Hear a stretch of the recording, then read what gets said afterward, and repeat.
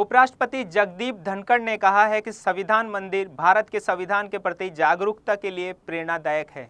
उन्होंने कहा कि भारत रत्न डॉक्टर बाबा साहेब अम्बेडकर भारतीय संविधान के निर्माता हैं और भारतीय संविधान हर तरह से अद्वितीय है। मुंबई के एल्फिंस्टन टेक्निकल स्कूल और जूनियर कॉलेज में कौशल विकास विभाग और व्यावसायिक शिक्षा और प्रशिक्षण निदेशालय के तहत संचालित 434 औद्योगिक प्रशिक्षण संस्थानों में संविधान मंदिर का उपराष्ट्रपति जगदीप धनखड़ ने वर्चुअली उद्घाटन किया। जगदीप धनखड़ ने इस अवसर पर कहा कि भारतीय संस्कृति का सार हमारे संविधान में समाहित है। भारत रत्न डॉक्टर बाबा साहेब अम्बेडकर का संविधान निर्माण में महान योगदान रहा है।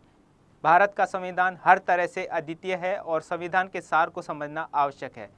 वंचितों के विकास के लिए भारत रत्न डॉक्टर बाबा साहेब अम्बेडकर ने जीवन भर कड़ी मेहनत की। आरक्षण का आधार सामाजिक न्याय है और वंचितों को मुख्य धारा में लाने पर जोर दिया जाना चाहिए।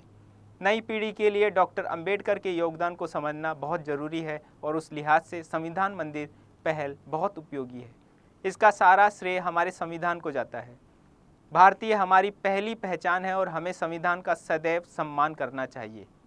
राज्यपाल CP राधाकृष्णन ने कहा कि हमारे संविधान के निर्माता डॉक्टर बाबा साहेब अम्बेडकर ने 1904 से 1907 तक जहां पढ़ाई की थी, वहां खड़ा होने पर गर्व महसूस हो रहा है। एल्फिंस्टन टेक्निकल हाई स्कूल देश में आज के कौशल विकास विभाग की नींव रखने वाला पहला स्कूल है। राज्यपाल CP राधाकृष्णन ने कहा कि महाराष्ट्र में औद्योगिक प्रशिक्षण संस्थानों में संविधान मंदिर स्थापित किए गए हैं। सभी छात्रों को हमारे संविधान की रचना और उससे जुड़ी सभी जानकारियों को समझना चाहिए।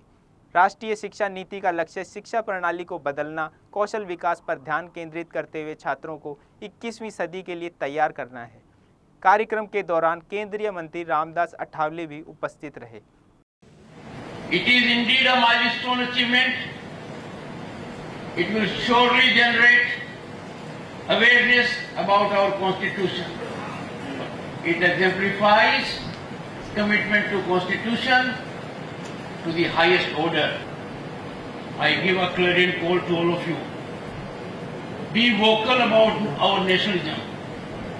Be extremely vocal about our nationalism. Be vocal about our Constitution. Because that is the only way to ensure in 2047 Bharat becomes a developed nation.